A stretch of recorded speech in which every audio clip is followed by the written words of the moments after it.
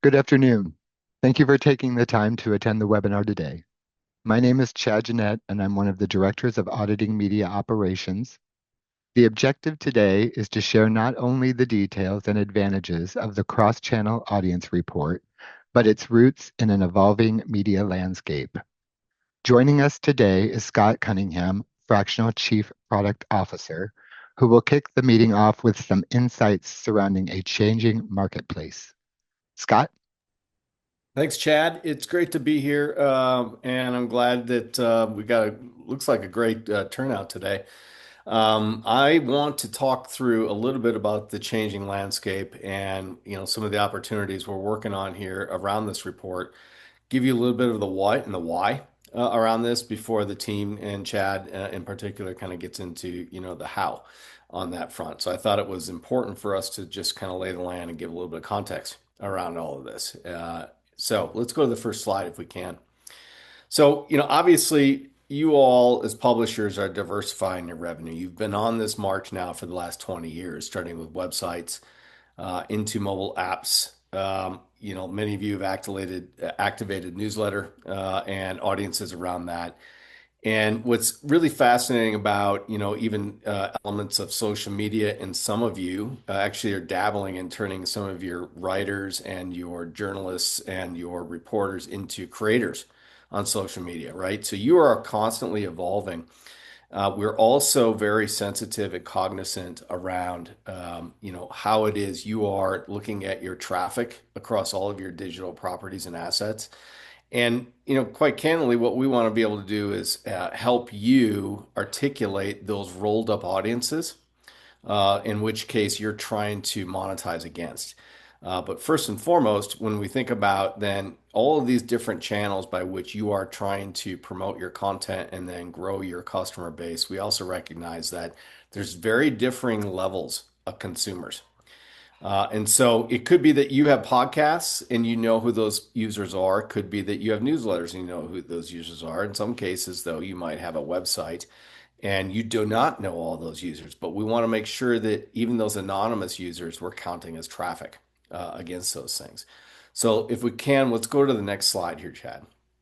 The way I kind of think about this and the way I think about, helping publishers across the board monetize the experiences around this is really bucketed into three categories. Now, I also have these broken out in consented and non-consented because in US we've got different state privacy laws, and that actually matters when it comes to advertising revenue associated in this. So I actually do a lot of work in these areas. But for the purposes of today, I want to talk about, how you all think about your consumer funnel across each one of these categories and try to convert customers.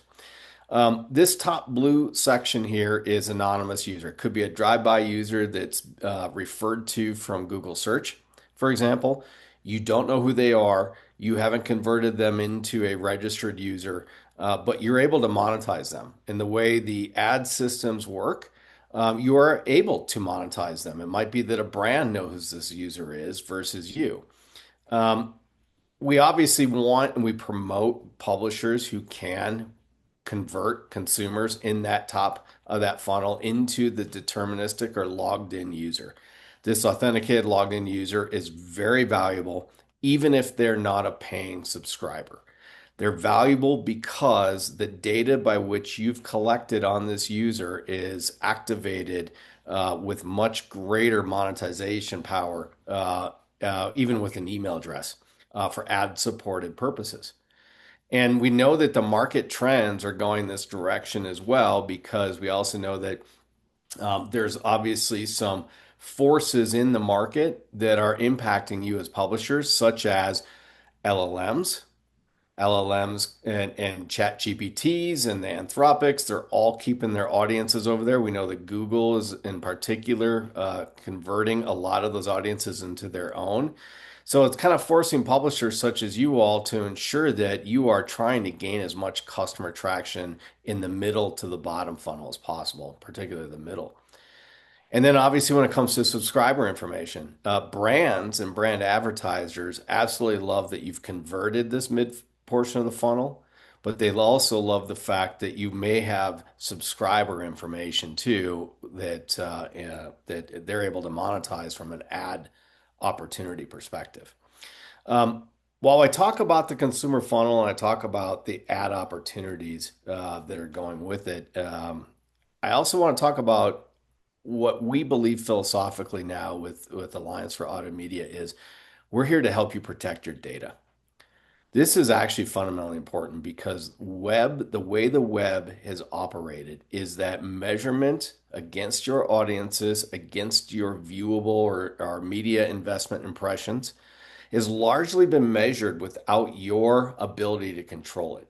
It happens by content scraping, and any of you who are sitting in your publisher houses now having conversations around all of the content that's being fed over to the LLMs, been fed over to the Google, you know what I'm talking about. These are scrapers.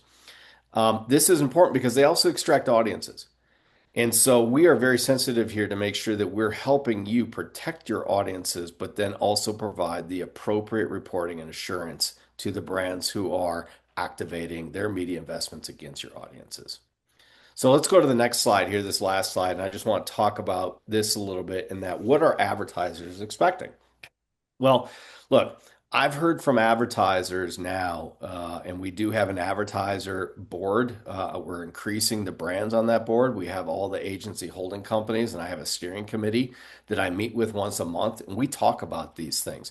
What is it there that they need? But I'm also sensitive, as I mentioned, that what is it there that we can provide them while protecting your data?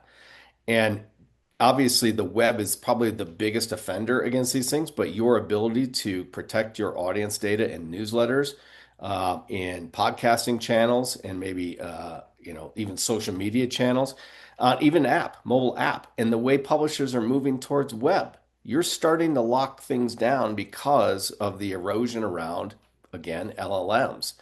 And so, with that, what can we help the advertisers expect? Well, they're looking for authenticated, verified audiences. While you may not have control right now over measurement of the web, you do have control of your data in other channels and increasingly web. And what brands are asking us to do is work with you to validate your audiences, to look at your collection and your CRMs, your loyalty rewards programs, your ad servers, and that is the assurance we can provide those brands by also, though, helping you making sure your data does not leave the house on that front. Okay. That's really important. Cross-channel reach. They would love to see the cross-channel reach straight into their activation and planning systems now. I think that we haven't talked about this in a long time as an industry and publishers, but how is it that we can take one of your brands, give them the cross-channel data right in their planning system, and then activation? This is not like print, digital cross-channel. It's planning and activation almost in real time. So how is it that we can give the brands and the buyers the confidence that the rolled up information, the rolled up audience cross-channel, the deduplication of that is actually giving you the benefit of the doubt of how you've collected these audiences and reporting out on them?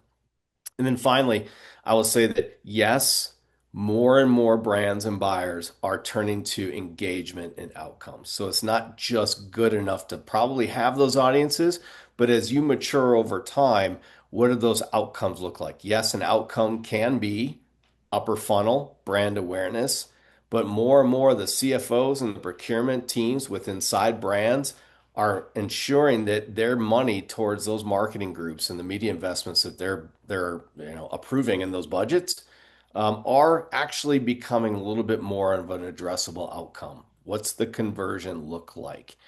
And so we're not going to solve all of that today, but I do want to keep it at top of mind for everybody as you go through this process because we want to make sure that we're here to support you on how you're reporting out on these things, but also working with you to protect your data and just giving, bulk roll up. And if you do make a sale of your data with your media investment, that is for you to make that sale. Right now on web, that's hard for you to control that.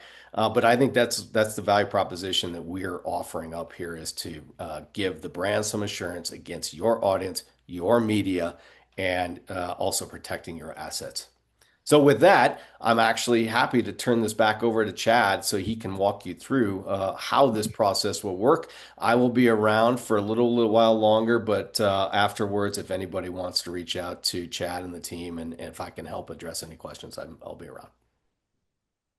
Thank you, Scott. Mhm. Pivoting off the information that Scott just provided, let's dig right in and let's take a closer look at the cross-channel audience report. One of the first items of note to report is the format. There is a paid section, a qualified section, and a media summary section that summarizes the two. Also note that the audience metrics are reported as gross. It is only in the unique audience line where an unduplicated count of subscribers and authenticated users are reported. So what channels can be included on the cross-channel audience report? Website and apps, digital editions, your traditional print, digital access platforms such as Apple News, newsletters, events, and webinars.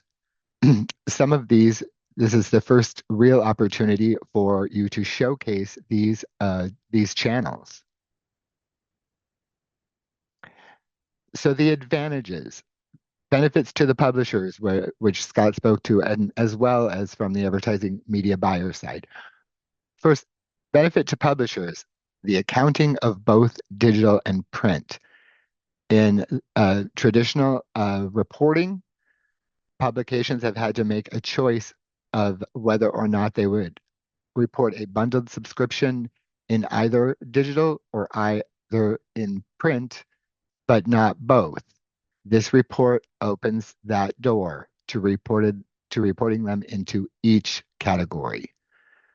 Also, the report highlights the full audience across all the channels that you elect to report. Also, you will notice some changes in terminology. This is to align with terms used in the industry. And also, for the benefit of the publishers, is a solution for challenges with current AAM rules for digital reporting. From the buyer side, understanding a media company's total audience, and not only the total audience, but to bullet point number two, a specific channel if they're wanting to look specifically, at events or at, webinars that you may be having, or a combination of all of it. It is available to them through this report. What categories are included? For paid print, there is no additional category breakdown. On the cross-channel audience report, paid print is reported as such, paid print. The same with qualified. No further breakout of qualified circulation occurs on the report. Print qualified circulation is simply reported as print. In the digital space, there's an opportunity to report paid desktop mobile app, formerly known as digital non-replica. And as we saw previously in print, there is no additional breakdown of categories involving paid digital editions. Paid digital replica newspapers that involve individual access and single copy are simply reported as paid digital. Questions you may have. Is the new data set and report replacing my current news media statement? Am I required to report on this new format? Currently, the new data set is not replacing the current news media statement. It is optional to report on the format. However, we encourage everyone to try the cross-channel audience report and provide feedback to AAM. This information you provide is valued and will help with the evolution of this report. Can I include the cross-channel audience report in my AAM profile? Yes, you may include the cross-channel audience report in your AAM profile. There is a tab dedicated to the report. It is not required that the data be posted, but the opportunity is there if you choose to use it. Can I see a sample of what data might look like on the new report? Yes. How to get started? Reach out to your audit director, either Sarah Walsh or myself, and we'll provide you with a template for you to add in your latest cross-channel audience data. Once received, we will create the cross-channel audience report and provide it to you to review and decide if you would like to publish it. And with that, I thank everybody for attending today. Please reach out to Sarah or myself if you have any questions regarding this report, or if you would like to see your title put into the format for you to review. Thanks again. Have a good rest of the day.